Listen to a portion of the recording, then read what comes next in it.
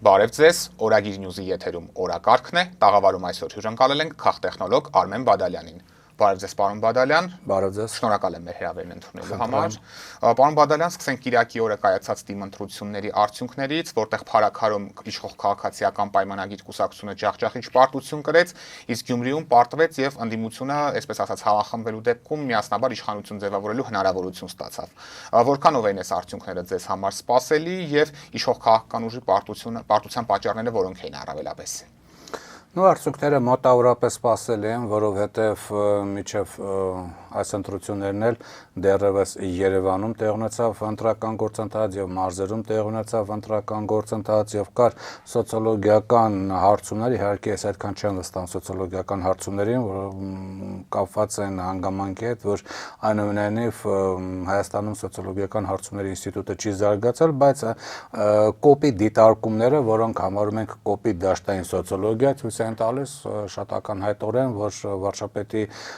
վարկանիշը բավականին անկում է ունեցել, իսկ քաղաքացիական պայմանագիր կուսակցությունը դա լիդերային կուսակցությունն է, այսինքն լիդերը ինչքան վարկանիշ ունի, համապատասխանաբար կուսակցությունը այդքան վարկանիշ ունի։ Ավելին կուսակցության վարկանիշը կարող է մի քիչ ավելի քիչ լինել, քան լիդերի կուսակցությունն է։ Սա լիդերային կուսակցության սկզբունքներն են եւ բնականաբար հասկանալի էր, որ Գյումրիում եւ Փարաքարում Գյումրիում առավել տեսանելի էր, Փարաքարը մի քիչ այդքան տեսանելի չէր, բայց Գյումրիում ակնհայտ տեսանելի էր, որ ոչ մեկը չի վերցնելու 50+1 ձայն, որպեսզի ձևավորի իշխանություն։ Եվ ասալ, որ սենց անակնկալ էր եւ չգիտեմ, բոլորը զարմացան, չէ։ Սպասվող ուրեմն գործընթաց էր, կարող ենք ասել, որ որոշակիորեն վերջին օրերը որոշակի ճշգրտումներ կատարվեց ստանալիք ձայների քանակի մեջ, որոշակի տեխնոլոգիական աշխատանք կատարվեց դրա համար, դրա մասին երևի մի քիչ ավելի ուշ կասենք եւ բնականաբար ընդհանուր պատկերը Գյումրիում ակնկալվում էր, Փարաքարում ասել, որ միանգամից այնց հաղթանակ կլներ 50+1, մի քիչ դժվար էր։ Շատ համար անսպասելի էր այս արդյունքը։ Մի քիչ արդյունք անսպասելի էր, որ ճիշտ ասենք, բայց եղավ այն ինչ եղավ։ Մտածում ենք, որ այո, այստեղ էլ միգուցե որոշ ուժերի կոալիցիան սկզբունքով կլներ, բայց տեսանք, որ չէ, այստեղ աշխատեց երկկուսակցական համակարգը, սև ու սպիտակինը ԿՊ-ի դեմ դուրս եկավ։ Իսկ Գյումրիում բազմակուսակցական, այսպես պարլամենտ աշխատեց սկզբունքը։ Դուք ձեր խոսքում սոցհարցումները հիշատակեցիք, ես հիշում եմ վերջին օրը հրապարակված հարցման տվյալները, որոնց համաձայն բոլոր ուժերը իրենց ըստ հարցումների համաձայն մոտավորապես նույն տվյալներն էին ստացել, ինչ ընտրություններում ստացան, բացի իշխանական տեխնացուից, որինը մոտ 15-16% տարբերություն էր տվել հարցումների հետ, ինչով է այս տարբերությունը բացատրում, այստեղ վարչական ռեսուրսի կիրառումներ, թե այլ շարժառիթներով էր սա պայմանավորված։ Այն որ այս ընտրությունները հատկապես Գյումրիում նախ որոշակի սկզբունք ասենք, իշխանությունների ուշադրությունը այնքան էր Գյումրիի վրա կենտրոնացել, որ նրանք բաց թողեցին Փարաքարը։ Դուրս մնաց, մտածեն եւ այդտեղ ամեն ինչ կանցնի, խնդիր չկա եւ այդտեղ համապատասխան աշխատանք չտարան, ինչը օգուտ էր, այսինքն եթե չկա արտաքին միջամտություն, արդյունքը լինում է այն ինչ որ եղավ Փարաքարում այս համայնքներում։ Ինչ վերաբերում է Գյումրիում եւ սոցիոլոգիական հարցումներին, միշտ չի որ սոցիոլոգիական հարցումները պատկերում են այն ինչ որ իրականում կա,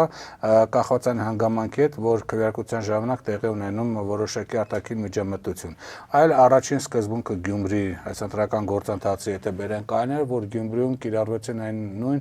այսպես ճակատավոր ասած, հին բարի տեխնոլոգիաները, ինչ որ մինչև 2018 թվականը, երբ որ Հայաստանը, ինչպես այսօրվա իշխանություններն ասում, դեռևս ժողովրդավարության կղզյակ չէր։ Պարզվեց, որ ժողովրդավարության կղզյակից վերադարձ դեպի,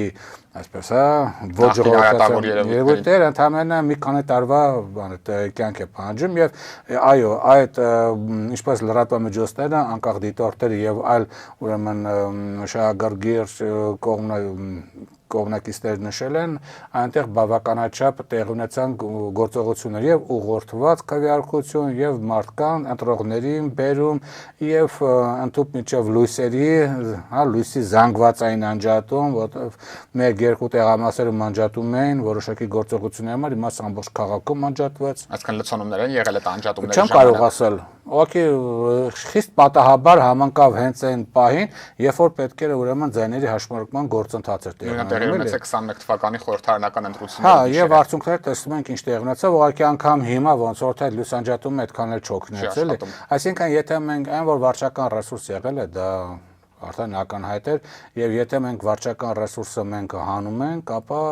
կոպիտ է, այստեղ կոպիտ հաշվարկ կարանք ասել, որտեղ չի կարող գնահատել այ վարչական ռեսուրսը ինչքան մանդատ ավելացած, բայց եթե ընդհանրապես ստանդարտը վերցնում ենք 1/3 հանում ենք, ապա ձայների քանակը 14, հա, ԿՊ-ի ստացած, դա մոտավորապես որ հանում ես 4-ը, ստացվում է մոտավորապես ինչքան հարցումներով է եղել։ Հա, մոտավորապես այնքան ինչքան հարցումներով մոտավորապես իրանցը կա, այլ դրա համար ձեր ասած սոցիոլոգիական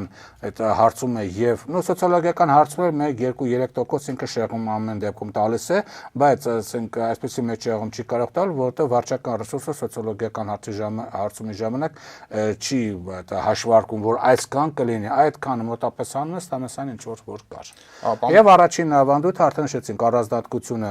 կոնկրետ Գյումրիում կիրառվեցին այն հին ուրեմն տեխնոլոգիաները, որոնց դեմ իբր թե իշխանությունները պայքարում են, բայց դա չօգնեց դեռևս։ Պարոն Բադալյան, իսկ ձեր դիտարկմամբ Նիկոլ Փաշինյանը կհամակերպվի արձանագրված արդյունքների հետ, թե ինչ ճանապարհներով նա կփորձի փոխել իրավիճակը, ինչպես դա նախորդ տարիներին բազմաթիվ համայնքներում տեսել ենք, որտեղ ընդդիմադիր իշխանություններ էին ձևավորվել։ Չեմ կարող ասել ինքը կհամակերպվի, չէ, բայց մի բան կարող ենք ասել, Գյումրին բավականին մեծ ընտրական ռեսուրս ունեցող ուրեմն տարածք է եւ բավականին կարևոր դեր ունի ապագայում այդ հանրաքվեի եւ ուրեմն հա ընտրությունների խորհրդական ընտրությունների ժամանակ, բայց այստեղ որոշակի սկզբունքներ կան։ Առաջին սկզբունքը մենք նշեցինք, որ այն էր, որ օգտագործված այդ ոչ ցանկալի տեխնոլոգիաները։ Երկրորդ սկզբունքը, որ կարևոր է, հա, դա այն է, որ Գյումրիում ցույց տվեց։ Նախկինում ընդհանրապես տարբեր տեսակի սոցիոլոգիական հարցումներ, հատկապես արևմտյան սոցիոլոգիական հարցումներ, հանրապետականների միջազգային ինստիտուտ եւ այլը նշում են, որ Հայաստանում արևմտամետ ընտրազանգվածը բավականին մեծ տոկոս է կազմում, ռուսական ընտրազանգվածը բավական իջել է, Հայաստանի հասարակության ուշադրությունը դեպի արևմուտք է, Եվրոմիության անդամակցության համար ստորագրահավաքը եւ այլն, այսինքն Գյումրիում։ Հենց դա էր, որ երկրորդ առանձնահատկությունն այն էր, որ ցույց տվեց, որ սոցիոլոգիական հարցումները, եթե ժամանակին ճիշտ են եղել առնվազն, եթե ընդունենք ճիշտ են եղել, այսօր արդեն իրականությունն չի համապատասխանում, որովհետև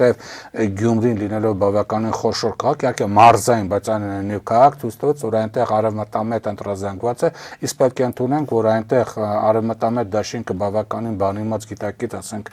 տեխնացով էր առաջ գնում, ասենք, այստեղ տեխնացուի հարցը չէ, որ ասենք, այ վատ տեխնացու այդքան արևմտամետ չէ, դրա համար այդ արդյունքը չունեցավ։ Այդպես չի, արևմտամետերը քվեարկում են միշտ գաղափարի օգտին, նրանք չեն քվեարկում մարդ անհատի օգտին։ Բայց այստեղ նաև գումարվեց, ասենք, բավականին բանիմաց գործիչը, որը նախկինում եղել է Ավագանու անդամ եւ այլն, եւ բնականաբար ցույց տվեց, որ առնվազն Գյումրիում արևմտամետ բավականին բարձր տոկոսայնություն ունեցող, եթե վարչական ռեսուրսը եթե չլներ, մի քիչ կարող է շատ տալ, բայց մեծ իմաստով արևմտամետ ընտրազանգված առնվազն Գյումրիում դա այսպես արդյունք չտվեց, իսկ փառակարում են նրանք այսպես չմասնակցեցին։ Այսինքն երկրորդ բանը դասը, որը կարողում ենք ընտրությունից, Հայաստանում էլեկտորալ կառուցվածքում փոփոխություններ են տեղի ունեցել այս 2 տարվա ընթացքում, 2-3 տարվա ընթացքում եւ արևմտամետ ուղղվածություն ունեցողները պակասել են, դա նշանակում է, որ ապագայում ինչ որ Եվրոմիության անդամակցելու հետ հարակվեն արդեն այսօրվանց կապակցված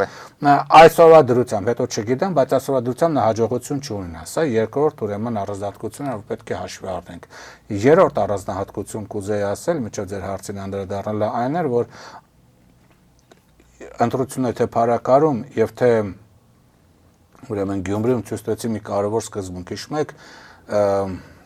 վարչապետը ազգային ժողովում վերջերս ելույթ ունենալով ընդդիմության ինչ ասաց, հա, թռնեք վերև թե իջնեք ներքև, Արցախի հարցը փակված է։ Հիմա վարչապետը թռնի վերև թե իջնի ներքև, քվեարկության ցույց տվեցին Արցախի հարցը փակված չի։ Այսքան այդ օրակարգը մերժեց Գյումրեցին եւ Փարաքարցին։ Այո, Փարաքարցը Գյումրեցին մերժեց իրական, այսպես կոչված ճակատավոր իրական Հայաստանի օրակարգը, որտեղ պարզվեց, որ այդ օրակարգի կողմնակից է Փարաքարում ընտրողների փոքրամասնությունը, Գյումրիում նույնպես ուրեմն փոքրամասնությունը։ Սա կարևոր հանգամանք է, որ վարչապետը այսուհետև չի կարող ասել, որ իրական Հայաստանը կամ Արցախի մերժելու քաղաքականությունը մերժում է ուրեմն այսպես ամբողջ անդրազանգվածը, որովհետև առնվազն Գյումրիում եւ Փարաքարում ինքը այլ ուրեմն ցուցանիշ ականատես եղանք։ Գյումրիում նաև արդյունքների մասով պատկերը բավականին հետաքրքիր էր, որտեղ ընդդիմադիր տեխնացուների շարքում ամենամեծ թվով ձայներ ստացավ նախկին քաղաքապետ Վարդան Ղուկասյանը, ինչը շատերի համար անսպասելի էր եւ այժմ սպասվում է, որ հնարավոր համախմբումը հենց նրա շուրջ պետք է կայանա։ Ինչով եք պայմանավորում Ղուկասյանի հաջողությունը եւ արդյոք հանրությունն այնքան է հոգնել Փաշինյանից, որ նրանից ազատվելու համար նախապատվությունը տալիս է նրա նման հակասական գործիչների։ Նայեք, այս ընտրությունների հաջորդ օրինաչափությունը եւ ընդհանրապես իմացեք մարզային այս ընտրությունը եկան եւս մեկ անգամ ապացուցելու, որ ազգային ժողովի եւ մարզերում տեղունցած ընտրությունների օրինաչափությունները տարբեր են։ Մեկ անգամ եւս ապացուցվեց, որ մարզերում ընտրությունների համար կարևորագույն նշանակություն ունի անհատը։ Ով է անհատը, լավ մարդ է, լավ գործիչ է, ձայնը շատ է ստանում, համապատասխան, ասենք, որակներով մի քիչ զիջում է, դրան գումարած նաև, ասենք, Փարաքարում ԿՊ-ական եթե չլներ այդ անհատը միգուցե չգիտեմ, ուրիշ կուսակցությունից լիներ շատ ձեն ստանալ, բայց ամեն դեպքում ԿՊ-ն տվյալ անհատի վրա մինուսաբացական դերակատարը ունենում։ Բայց Գյումրիում էլ ասում են ավելի շատ տեխնացուի ձայներն էր Սարիկ Մինասյանի կամ իշխող կուսակցության։ Այո, դա հենց կարող ենք ասել այդպես, դա ավելի շատ իր ձայներն են, բայց ամեն դեպքում այս օրինաչափությունները արդեն կարևոր են։ Անհատն է բավականին մեծ դերակատարում ունենում։ Գյումրի հետ կապված ուժերի վերադասավորություն մի քիչ ուրիշ ձև ունենք, ոչ թե հա նախկին կանդադառնանք Վարդան Ղուկասյանի անձի հետ կապված, բայց Գյումրի հետ կապված մի առանձնահատկություն էլ ասենք։ Շատ ոնց ասում են կրիտիկական պահին չզոքացվեց ամերիկացի բլոգերը, որը Գյումրիում բավականին մեծ ընտրազանգված ուներ եւ եթե նա մասնակցեր պատկերը մի քիչ ուրիշելելու հաստատ։ Սա ֆիքս ենք։ Սա այս արդյունքների վրա գլխավոր գործոններից մեկը դա է։ Դա այո, ոչ թե գործոնից, այլ գլխավոր, ճիշտ եք ասում, այլ գլխավոր գործոններից մեկը դա էր, որ այս արդյունք եղավ, որովհետև չկար ինքը։ Սա մեկ։ Երկրորդ, երբ որ վերցնում եք Վարդան Ղուկասյանը, Վարդան Ղուկասյանի մասին լավ նշենք, Վարդան Ղուկասյանը ոչ թե հակասական կերպար է, Վարդան Ղուկասյանը ինքը գիտեք ինչ, ինքը պրովինցիալ, այսպես ասենք, մարզային խարիզմատիկ հատկանիշներ ունի։ Ինքը խարիզմատիկ գործիչ է, բայց ոչ թե համապետական նշանակության խարիզմատիկ գործիչ էր, ասենք, Լևոն Տեր-Պետրոսյանը, Կարեն Դեմիրճյանը, Վազգեն Սարգսյանը, իրանք համապետական մասշտաբի խարիզմատիկ գործիչ են։ Վարդան Ղուկասյանը մարզային նշանակության խարիզմատիկ միայն Գյումրիում։ Գյումրի քաղաքում, հա, Գյումրի մարզ ասել նկատի չունեմ Շիրակի մարզը, Գյումրի քաղաքի մասշտաբով ինքը խարիզմատիկ գործիչ է, օրինակ Սարիկ Մինասյանը չէ, Մարտուն Գրիգորյանը չէ, մյուս տեխնացուները չէ, ինքը դրա համար տեսեք ինքը գնաց կոնկուրսի, ուրեմն ցուցակով ինքը ստացավ այդքան ձայն։ Հիմա ինքը եթե գնար մարքսիստական կուսակցության ցուցակով, էլի ստանալու էր այդքան ձայն։ Գնար ինքը Հայաստանի, չգիտեմ, ուրիշ ասենք, հա, դեմոկրատական կուսակցության ցուցակով ինքը այդքան ստանալու էր ձայն, այսինքն ձայները ինքն է ստացել, ձայները ստացել է Մարտուն Գրիգորյանը, ձայները ստացել է Սարիկ Մինասյանը, ԿՊ-ն բացական դերակատարությամբ, ձայները ստացել է, բայց ամեն դեպքում ԿՊ-ի դերակատարությունը այստեղ կա, Նիկոլ Փաշինյանի գործոնը այստեղ եղել է։ Եվ մնացածները, բայց հետաքրքիրը ո՞րն է, որ Գյումրիում ցույց տվեց, եթե մենք նայում ենք այս արդյունքները բաժանում են 3 խմբի, մոտապես առաջին խումբ դա ստացվում է Նիկոլ Փաշինյանի խումբ, ասենք ԿՊ-ն է, վարչական ռեսուրսը եթե հանեցինք, հա, 14-ից մոտապես 4 հանեցինք 10,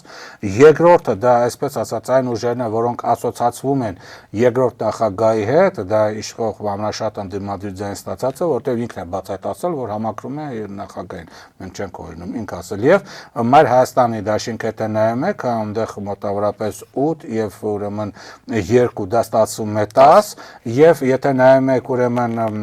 իմ քաղաքը եւ մեծ են հզոր քաղաք, երրորդ նախագահի հետ առնչվող երրորդ նախագահի ուժերը հետ առնչվում են, դա 6 գումարած 3, հա, ստացված դաների քանակով 9, այսինքն երբ որ նայում եք տեսնում եք որ Գյումրի քաղաք առնվազն 3 մեծ ընտրազանգվածներ կա, գործող վարչապետ, երկրորդ նախագահ, երրորդ նախագահ, ինչը նշանակում է, որ այն ներկա նախկինների այս բանը գործողությունը, այս կառուցվածքը պապավում է եւ վարչապետի, ասենք նախկինների դեմ ուղղված այդ քննադատությունը չի աշխատում։ Նրանք իրենք վերականգնել են իրենց ազդեցությունը, այսինքն Գյումրիում նախկինները հաղթել են Նիկոլ Փաշինյանին, եթե պայմանական ասենք այսպես։ Եթե պայմանական ասենք, այլ նրանք հաղթել են։ Այսինքն ցույց է տալի, որ նախկին ներկա այս բանախոսությունը, այս դիլեման էլ արդյունք չի տալի։ Դրա համար արդեն նախկինների վրա ամեն ինչ գցելը չի աշխատում։ Սա պետք է հասկանանք։ Արդեն Գյումրի փորձից ցույց տվեցին, որ չի աշխատում։ Այնպես որ այս 3-ն են եղել, իսկ Վարդան Ղուկասյանն արդեն նշեցիք ինքը քաղաքի մասշտաբով խարիզմատիկ ուրեմն նշանակություն ունեցող գործիչ է, դրա համար ինքը բավականին շատ ուրեմն ձայն տարավ։ Եթե նրա կուսակցությունը եւ ինքը ալ ճիշտ էլի եւ Մայր Հայաստանի դաշինքի ղեկավարը կամ այդ դաշինքով գնացողը մի քիչ ավելի որակյալ կառուցարշավ անցկացնեն, իստանց կառուցարշավները որակյալ չեն, որովհետեւ եթե նայում ենք զուտ անտրաշավը տեխնոլոգիական մասով, ստրատեգիական տեսակետից բավականին թույլ էր։ Նրանց կողմից բավականին ակտիվ եւ տեխնոլոգիապես հարուստ ինչպես նաև ստրատեգիապես մի քիչ ավելի երևացող ուրեմն կառուցարշավ իրականացնելու դեպքում նրանց ձայները առնվազն ավելի շատ կլինեին, չեմ ասում կարող կրկնակի լինեն, բայց գոնե 30% լրացուցիչ մինիմում ձայն ավելի շատ կհավաքեն յուրաքանչյուր, իսկ դա փոխեր ամբողջ պատկերը։ Պարոն Բադալյան, մեր հարցազրույցի տեսագրման պահի դրությամբ դեռևս հայտարարությամբ հանդես չի եկել երրորդ տեղը զբաղեցրած տեխնացուն Մարտուն Գրիգորյանը, ով գիտենք լարված հարաբերություններ ունի Վարդան Ղուկասյանի հետ եւ շատերը այս երկու գործիչների համախմբումը անհնարին են համարում եւ հենց նրանից է կախված այս համախմբումը կայանա թե ոչ։ Ըստ ձեզ ինչու է այսքան երկար լռում Մարտուն Գրիգորյանը եւ ինչի մասին է այս լռությունը վկայում ձեր գնահատմամբ։ Ընդհանրապես ընդունված է, հա, որ եթե ընտրությունները տեղի ունենում, ապա դրանից հետո արդեն շատ կարճ ժամանակ հետո ամեն քաղաքական ուժերը ներկայացնում են իրենց ապագա դիրքորոշումը, ինչպես բոլորը արեցին, հա, ընդդիմություն կլինեն, թե իշխանություն կլինեն եւ այլն։ Բայց եթե լռություն է պահպանում, նշանակում է ինչ որ արդեն այնտեղ, այսպես ասենք, հետկուլիսային գործընթացներ են տեղի ունենում, որոնք բազմաշերտ եւ բազմակողմ կարող են լինել եւ չի բացառում, որ տվյալ քաղաքական գործիչը կամ իր նկատմամբ կա բավականին մեծ կոմպրոմատ որոշ ուժերի կողմից, որոնք ուղղակի նրան սպառնում են այդ կոմպրոմատը իհայտ անել, եթե ինքը համարձակվի միավորվել ուրեմն Վարդան Ղուկասյանին։ Իշխանության մասին է խոսքը։ Պարտադիր չի իշխանության մասին, կոմպրոմատներ Հայաստանում շատ, այսպես ասած, կողմեր ունեն, էլի։ Կարող է այդ հարցը լինի։ Երկրորդ տարբերակը կարող է իր ղեկավարը, փաստացի ղեկավարը բանակցային գործընթացի մեջ է գտնվում մեկ այլ ուրեմն գործիչի հետ եւ ապագա ուրեմն քաղաքական ոչ միայն այս Գյումրի, այլ ապագա 26 թվականի համապետականի պատկերի շուրջ բանակցային գործընթաց է լինում գնում։ Այսինքն տվյալ ոնց էլ որ նայում ենք, տվյալ դեպքում ստացվում է, որ տվյալ գործիչը ինքը ավելի շուտ, այսպես է, մարիոնետի դերակատարություն է ստանում, այսինքն խաղացող տիկնիկի։ Գյումրիում նման իրավիճակներին մի քիչ այլ կատարվածքով են դիտում, եթե դու ինքնուրույն չես խաղում, իսկ լռելը դա փաստորեն ստացվում է ոչ ինքնուրույնություն դրսևորում, որովհետև բացատրել, որ գիտեք, այնտեղ անձնական հարցեր կա, գիտեք, հասկանում եմ, անձնական հարցեր կա Գյումրիում, դա ակնհայտ, ասենք, ակնառու է, որ այնտեղ կլանային մոտեցումներ կային,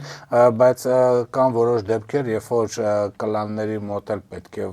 այսպես է, աշխատում մի քիչ սկզբունքայնության հարց է, էլի, որտեղ ազատվելու օրակարգը գերակշռ։ Ամեն հարցում սկզբունքային լինելու հարց է, էլի, որովհետև կան որոշակի խնդիրներ, որտեղ եթե դու որոշակի, ասենք, հայտարարություն չես անում, դու քո վրայից վերցնում նաև ԿՊ-ի հնարավոր հաղթանակի պատասխանատվություն, այսինքն դու եւ մերժում ես Արցախը եւ այսպես կոչված իրական Հայաստանի կողմնակիցներից հետ ցեղասպանությունը մերժում եւ թուրքերի հետ էլ լավ հարաբերության կողմնակից ես դարձել, այսինքն այն ինչ որ ԿՊ-ի այսպես ԿՊ-ի պատկերն է, չեմ ասում լավ է իշխող կուսակցության հետ։ Դու դառնում ես իշխող կուսակցության, այո, ասոցացում ես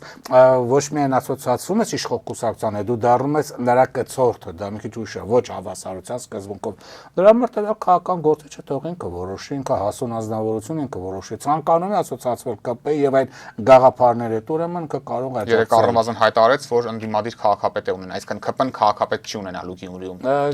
Գիտեք, շատ տեխնոլոգիապես շատ հնարավոր տարբերակներ կարող լինեն, որ ԿՊ-ն կարող է ունենալ ուրեմն ընդդիմադիր բան, կարող են ունենալ ինչպես ընդդիմադիր, այնպես էլ պրոիշխանական տեխնացիումը, ոչ ոք չի խանգարում այդ տվյալ խմբակցությունը, հա, չմասնակցել բան այդ կամ գնալ մի երկու օկով մասնակցել քվորում ապավել Երևանցի եւ երկրորդ փուլում անգամ գնալ դեմ քվեարկել, բայց 14 ձայն մեծամասնություն ստացած տեխնացուն դառնում է քաղաքապետ։ Այնպես որ պետք է ասել էլի, որ հա ինքը կարող է ասել դեմ եմ քվեարկում, բայց գիտեք այդ մուտիլո կոպիտացած այդ մանիպուլյացիոն տեխնոլոգիաները շատ արագ են բացահայտվում եւ ոչ մեկին ոչ մեկ չի կարող ֆռաստել, որովհետեւ հա ինչ որ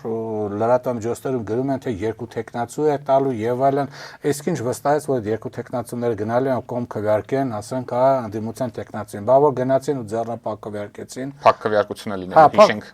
ոնց որ հեքիաթեր պետք չի պատմել էլ այնց ինչ որ խաղեր եւ այլ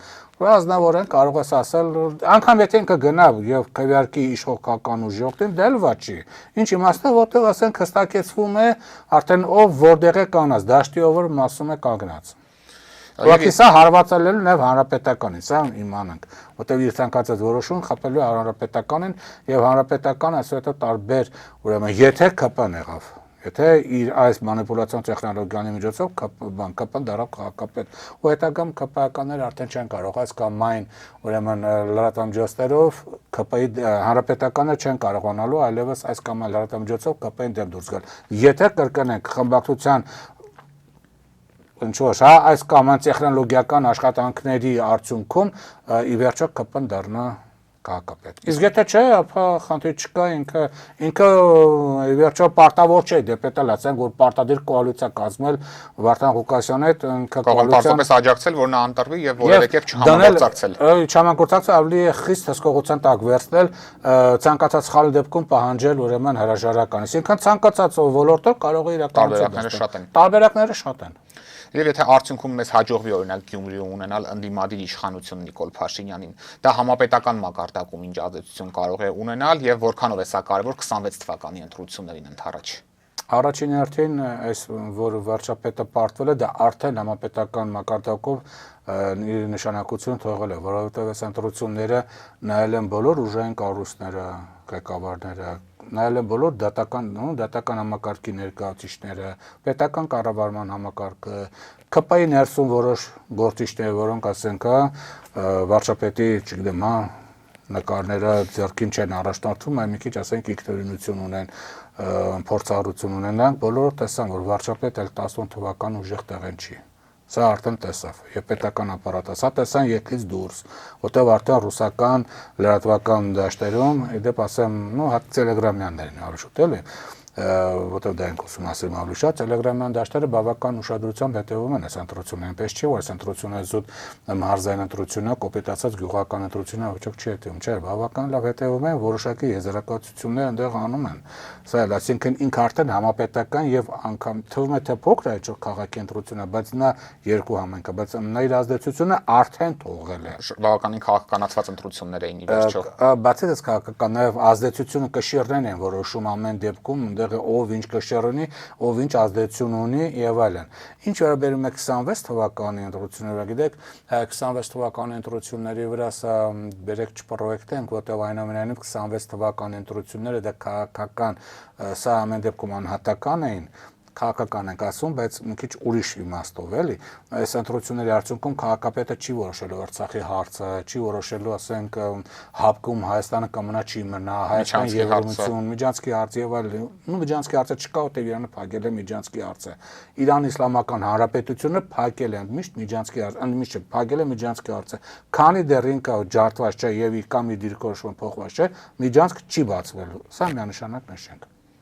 Ինչ վերաբերում է բանին, այդ քաղաքապետը նշեցինք, այս հարցերը ինքը չի ազդելու, ինքը ամեն դեպքում ինքը քաղաքի կյանքը եւ բարակար ինքը համայնքի կյանք է կարգավորելու, լավ կամ վատ։ Իսկ ազգային ժողովի ընտրությունները ձևավորում է կառավարություն ու խորհրդարան, որը ձևավորում է կառավարություն, որը Հայաստանի արտաքին քաղաքականությունը որոշելու։ Դրա համար այնտեղ աջակցությունը բավականին, աջակցություն չասենք, այնտեղ միջամտությունը կարող է անգամ անտեսանելի միջամտությունը բավականին կարևոր դերակատարություն ունենա, որտեղ երբ որ մենք հիմա նայում ենք Եվրոմիության տարածքում ինչ է կատարվում, երբ որ Ռումինիայում արգելեցին նախագահի տեխնացուի երկրորդ փուլը, որի դեպքում կարող էր հաղթել ոչ գլոբալիստ, Մոլդովայում կալանավորվեց, ասենք, անդիմության ոչ գլոբալիստ ռուսամետ քաղաքական գործիչ, արտասահմանյան քվեարկությամբ այդ գործող տեխնացուի հաղթանակը ապահովվեց հիմնականում։ Հա, ապա դա երրորդ Մարի Լեպենին արգելվեց, Ֆրանսիայում նախագահական ընտրություններին ուրեմն մասնակցել, իսկ նա ամենամեծ շանս ուներ այս 2 տարի հետո Մակրոնին հաղթելու այս պահի դրությամբ, բայց ինքն գլոբալիստները էականորեն ազդում են ընտրական գործընթացի վրա իրենց տարածքում։ Երբ որ մենք նայում ենք նույնը այս կողմից, ռուսական կողմից, չմոռանանք ընդամենը 1 ամիս առաջ Աբխազիայում տեղի ունենալիք ընտրություններ, երբ որ տեխնացուն ընդհանուր միջև տարբեր բարձրաստիճան ռուսաստանցի ղեկավարների հետ ուրեմն հանդիպեց եւ այլն, այսինքն մենք տեսնում ենք, որ այս տարածքներում արտաքին միջամտությունը էական նշանակություն է ունենում ընտրությունների արդյունքի վրա։ Դրա համար ազգային ժողովի վրա ենթադրաբար արտաքին միջամտությունը տեսանելի կամ ոչ տեսանելի, ավելի շուտ ոչ տեսանելի կամ որոշ դեպքերում նաև տեսանելի միջամտություն ունենալու է։ Դա ազդանելու է որոշի ընտրությունների ելքը այդ միջամտությունը։ Դժվար ասել դա։ Ինչից է դա կախված ավելի շատ։ Դա կախված առաջին հերթին այստեղ ինչ ներքաղաքական գործընթացներ կլինեն, երկրորդ նախագահ, երրորդ նախագահ իշխանություն, սա մեկ, երկրորդ թիմերը ինչ որակ, հասկանալի է, ԿՊ-ն էլ որակ չի կարող ապահովել, հիմա ԿՊ-ից կամաց արտահոսք է լինելու, ամեն դեպքում ինչքան էլ ասեն, որ սա ժողովրդավարություն է, որ ժողովուրդը կարող է նաև մեզ չընտրել, մենք կարող ենք պարտվել եւ այլ, ԿՊ-ի մեջ չեն, որտեղ իշխանություն են, երբ որ պարտվում են, դեղից սկսում է արտահոսքը, սա օկտոբերին էր ասել 26-ին պարտվելու է։ Ահա, դրա համար մանդատը ըստ լուրերի հենց դրա համար մանդատը դրվեց, բայց ամեն դեպքում իհարկե ես չեմ կարծում, որ հենց դրա համար դրվեց, միգուցե ոչ թե չեմ կարծում դրա համար, չեմ կարծում, որ ինքը հաստատ գիտեր պարտվելու են, թե չեն պարտվելու, ուղղակի դա հնչեց այն ոչ տեղին, ոչ ժամին։ Կարծիքներ կան, որ ինքը գիտի, որ իշխանափոխություն է լինելու եւ այդ ծրագրերը բացահայտելու համար մանդատը վայրդրեց։ Կարող է նման բան լինել։ Ես ճիշտ ասած, ես չեմ կարող ասել, որ նման ծրագրերը ընդհանրապես 1-2 հոգի են իմանում, էլի, ոչ թե ասենք խմբակցության բոլոր ուրեմն падգամավորները, իսկ նա հաստատ են վարչության, ասենք վարչապետի ամենամոտ ուրեմն գործիչներից դժվար ասել ինքը ցանկալի մատուցվում է իրականությունը ավելի շատ, բայց հնչեց շատ ցավոտ է, ոնց որ աղը բանարեցին ձերքի վրա այդ պահին էլի շախտվեցին, որը վնաս տվեց, բայց վերադառնալով ազգային ժողովին, ասենք, որ կախված է հանգամանքներից, հասկանալի է, ԿՊ-ն էլ չի կարող զարգանալ, նա ինչքան կա, այդքան կմնա կպակասի։ Երկրորդ նախագահի ներկայացնող ուժերը կարող են իրենց դիրքերը ամրապնդել, որակյալ քարոզարշավ անցկացնելով, երրորդ նախագահի կողմնակիցները կարող են իրենց դիրքերը ամրապնդել որակյալ քարոզարշավ անցկացնելով, իրար չթիրախավորելով։ Չէ, թիրախավորել են, բոլորը թիրախավորում են։ Որոշակի օրինակ հետաքրքիր պահեր կար, ասենք մի քիչ ավելի բարձրացված, բայց հետաքրքիր պահ կար, ասենք այս Գյումրիում Ռուբեն այդ Մեխտարյանի ուրեմն քարոզարշավը որոշակիորեն տեխնոլոգիապես մի քիչ ավելի բան էր, հետաքրքիր էր, բայց դա ուշ սկսեց եւ մի քիչ ավելի թույլ էր։ Բայց ամեն դեպքում այդտեղ նաեւ դերակատարություն կունենան կառաջանան նոր ուժեր, թե չէ, ինչ իրավիճակ կլինի Ուկրաինայում, եթե ավարտվեց Ռուսաստանը ինչ իրավիճակով կփորձի ազդել, ինչ իրավիճակով կփորձի ազդել Իրան Իսլամական Հանրապետությունը, այսինքն դրսի աջակցությունը ինչ չափ կլինի, տեսանելի, ոչ տեսանելի։ Այսինքն հանրագումարի արդյունքով կստանանք ուրեմն մի պատկեր, այսօրվա դրությամբ մենք չենք կարող ասել այդ պատկերը ինչ կլինի եւ ոչ ոք չի կարող ասել։ Անհայտները շատ են։ Անհայտները շատ են։ Պարոն Բադալյան, եւ իհարկե խոսեցինք, որ թիմ եւ համապետական ընտրությունները այսպես համադրելի չեն, պետք չէ դրանք նույն մակարդակում դիտարկել, բայց այս ընտրություններից հետո շատ է հնչում այն կարծիքը, որ հնարավոր է նաեւ ընտրությունների միջոցով իշխանափոխություն անել։ Դուք որքանով եք կիսում այս տեսակետը, հատկապես այն հանգամանքի հաշվի առնելով, որ մենք գիտենք, որ Հայաստանում երբևէ ընտրությունների միջոցով իշխանություն չի փոխվել։ Բացի 1990 թվականից, երբ որ կոմունիստական իրողությունների չէ, երբ որ կոմունիստական կուսակցություններ իշխում եւ այն ժամանակ Հայ-Համազգային շարժումը ընտրությունների միջոցով մի քիչ փողոցի ճնշմամբ կարողացավ Գերագույն խորհրդի նախագահ ընտրել Լևոն Տեր-Պետրոսյանին։ Միակ եւ եզակի դեպքը, բացառիկ դեպքը, որ Հայաստանում անդիմությունը փողոցից եկել եւ իշխանությունը ձևավորել ու չունենալով գործադիր իշխանություն։ Մնացած բոլոր դեպքերում ազգային ժողովը ձևավորվել է արդեն հետո գործադիր իշխանությունից հետո։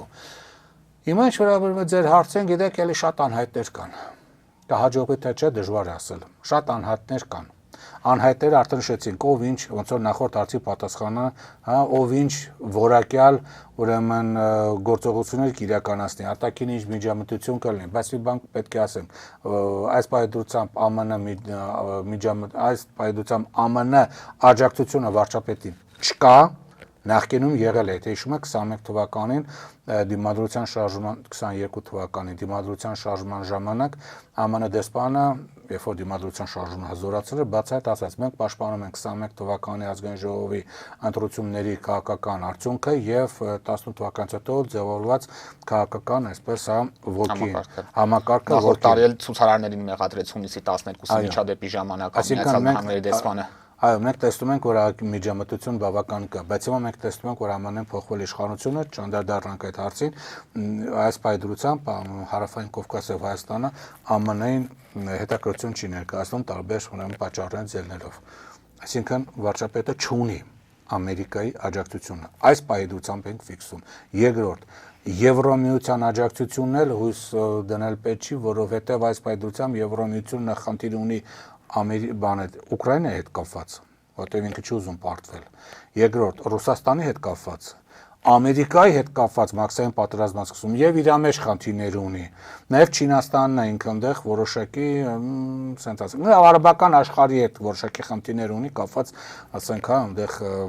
գազը եւ այլ, ինչ որ չափով, բայց հիմնական 3 խնդիր ունի՝ Ուկրաինա, Ռուսաստան, Ամերիկա։ Ասել, որ 3 խնդիրներ նաեւ կգումարի 4-րդը եւ կպաշտպանի Հայաստանի վարչապետին, մի քիչ չեմ կարող ասել ինչ կլինի, բայց զարգացումը մի տարեթող է տեղ ունենալու, բայց եթե տենդենսը մնա, այսինքն վարչապետը չունենա դրսի աջակցություն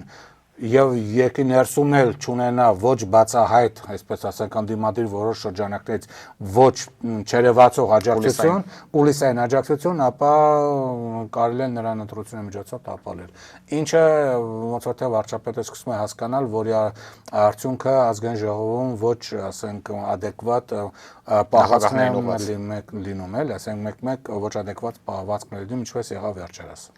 Եվ պարոն Բադալյան, թեպետ մեր ուշադրությունը առավելապես հետընտրական զարգացումների ուղղությամբ է կենտրոնացած, վերջին օրերին նաև սահմանին է իրավիճակը լարված, կրակոցներ եղան եւ պաշտպանության նախարարությունն էլ ստիպված եղավ ընդունել, որ արդեն կրակոցները Հայաստանի տարածքի վրա են։ Նախկինում հերքում են ասում էին կան կրակոցներ, բայց Հայաստանի ուղղությամբ չեն։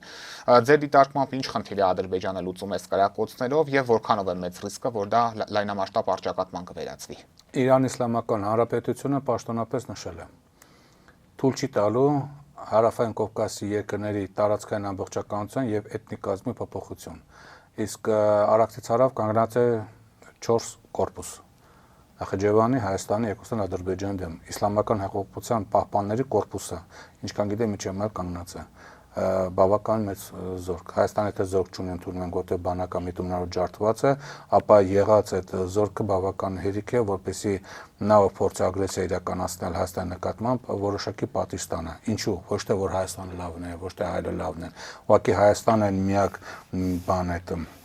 Միջանցքն է, որով հնարավոր է կապել Վրաստան, Սևծով Եվրոմիության հետ, իսկ Եվրոմիությունը Իրանի թշնամին չէ, սա մեկ։ Այսինքն եթե դա փակեցի զուտ տնտեսականորեն Իրանը Եվրոմիության հետ կապելու է Պարսից ծոց, հետո գնալու է այնտեղ պատտվի միջերկրական, հնդկական օվկիանոս, գնալու է այնտեղ Սուեզի ջրանցքով, անցնի միջերկրական ծովով բարձրանում, որ գնա Հունաստան։ Մի քանի անգամ երկարում։ Հա, իսկ դա ապրանքի ինքնարժեքի վրա բարձրանում է ներկրվող եւ արտանող, սա մեկ։ Եվ երկրորդ, եթե Հայաստանի Սյունիքի մարզը չի լինում, թուրքական աշխարհը կամ այդ Զանգեզուրի Միջանցք ինչու է Իրանը դեմ։ Միակ երկիրը, որ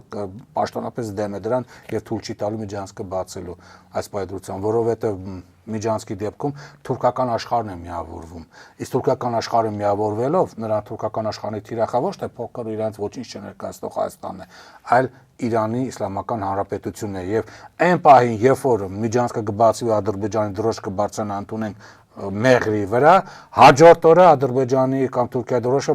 փորձել են բարձրացնել Թավրիզի վրա։ Դա Իրանը շատ լավ հասկանում է, դրա համար իր շահերից ելնելով նա ուղղակի թույլ չի տալի պատերազմական գործողություններից սկսում, թե չէ եթե ինքը չլեր էս արմատապես պահպանված չէ, Ադրբեջանը ամեն ձևով փորձում է համոզել, որ Իրան Միջանցքը Իրանի դեմ չէ եւ այլն, բայց Իրանը 5000 տարվա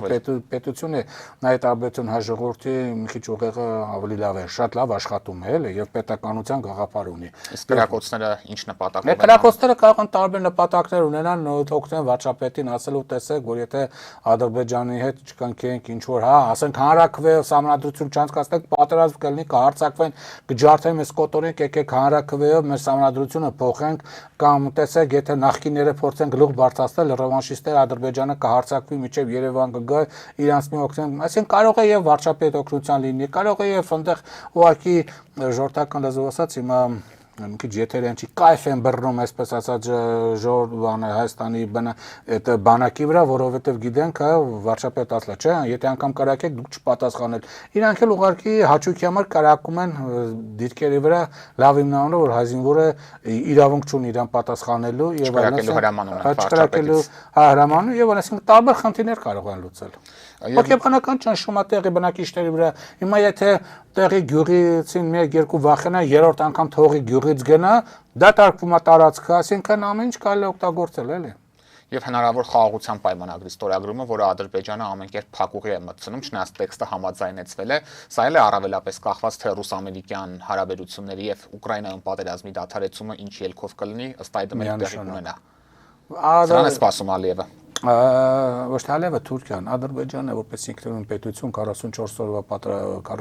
օրյա պատերազմեցով դադարել է գոյություն ունել։ Կա Թուրքիա եւ Թուրքիայի շարունակությունը, որը Ադրբեջանն է, սպայի դրությամբ, իսկ դա իր շարունակությունն է։ Այսինքն ամեն ինչ որոշում է Անկարան։ Եթե ուշադրություն դարձել է Ալիևը ուր ինչ որտեղ ինչ գնում է, հետո գնում է Անկարա այնտեղ հաշվետվություն տալու կամ ինչ որ հրահանգներ ստանալու։ Եվ խաղաղության պայմանագիրը ինչին էր պետք Ադրբեջանին, որ Հայաստանից ես պատրաստ եմ ստորագրելու, հա, ասաց, այդ իրան համաձայնագիրը պետք է նրա համար, որ եթե պատերազմը ինչպես նշեցիք ռուս Ամերիկան ավարտվի, Ուկրաինան հետ կապ չունի իր ձևով։ Ռուսական ինչ որ, ասենք ինչ որ մի ձևի հաղթեց Ռուսաստանը ինչ որ չափով։ Կամ ներկայացած հաղթանակ դա չի կարևոր, չեն քննարկում։ Եվ փորձի հարավային Կովկասում իր դիրքերը, ասենք ամրապնդել Հայաստանում, փորձի ինչ որ Արցախի հարցը, ինչ որ էսը բարձրացնի, Ալիևը գնում է Մոսկվա, ցույց է տալի համախաղաղության համաձայնագիրը ստորագրված, անմիջապես ստորագրում է, դրանից առաջ Թիֆլիսում ասենք ստորագրում են, վարչապետը անմիջապես ստորագրում է, ինքը ստորագրում է, գնում Պուտինը ասում է, տես համաձայնագիրը ստորագրված է, Ղարաբաղի Արցախի հարցը փակված է։ Ուրեմն էլ մի խառնվի։ Կախված զարգացումներից։ Կախված զարգացումներից։ Այն իրան այդ համար է պետք ընդհանրապես որ Հայաստանը ստորագրի, այդ վերջին պայք ասի ստորագրում ենք, հենց վաղ արի հենց հիմա ստորագրում ենք, վերջ։ Պարոն Բադալյան, շնորհակալ եմ հետաքրքիր։ Բայց ասենք, որ դրանով Արցախի հարցը չի փակվելու։ Միանշանակ իմացեք, որովհետև Արցախի հարցը փակված չէ, քանի դեռ Հայաստան չի եղել ազգային իշխանություն եւ նորից Արցախահայերին Արցախ չի վերադարձել այն նույն կարգավիճակով, ինչ որ կա միջավ 44 օրյա պատերազմը։ Շնորհակալ եմ, պարոն Բադալյան։ Օրակարգն այսօր այսպիսին էր, այն ամփոփեցինք քաղտեխնոլոգ Արմեն Բադալյանի հետ։ Կհանդիպենք։